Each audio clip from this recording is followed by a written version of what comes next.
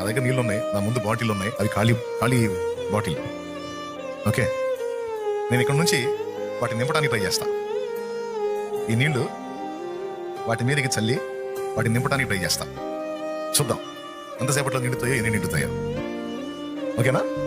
Try చేస్తా, చూద్దాం. దానిలో మూత పెట్టినట్టున్నాను నాన్న. అది కూడా కరెక్టే, ఉన్నాయి. ఎందుకంటే కొంతమంది చర్చికి వచ్చి అట్లనే కూర్చుంటారు. అది లాజికే. మూత పెట్టుకొని కూర్చుంటారు. ఇక వాళ్ళు జస్ట్ వచ్చిపోవటమే తప్ప వాళ్ళు ఏది బానిరు, పొరపాటును కూడా చుక్క కూడా బానిరు. అది కరెక్టే. ట్రై చేస్తున్నాను, ఇక్కడ నుంచి విసురుతున్నాను. నీళ్ళు ఏమాత్రం నిండుతాయో చూద్దాం. ఓకే,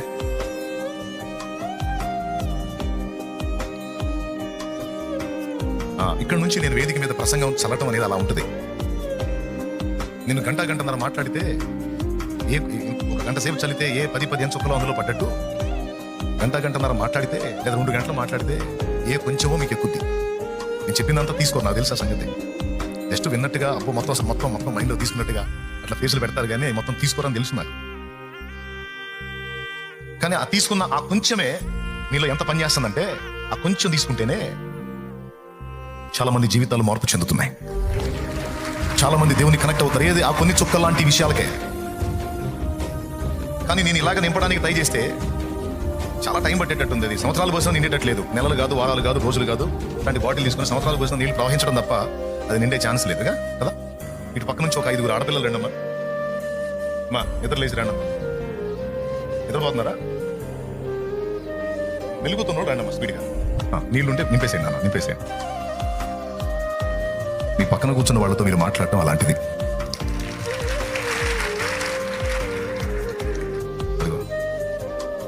ఆ చివరమ్మాయి నింపేసింది, అయిపోయింది. కనీసం ఒక 3 నిమిషాలు కూడా పట్ల. దాని విలువ మీకు అర్థమైందా ఇప్పుడు?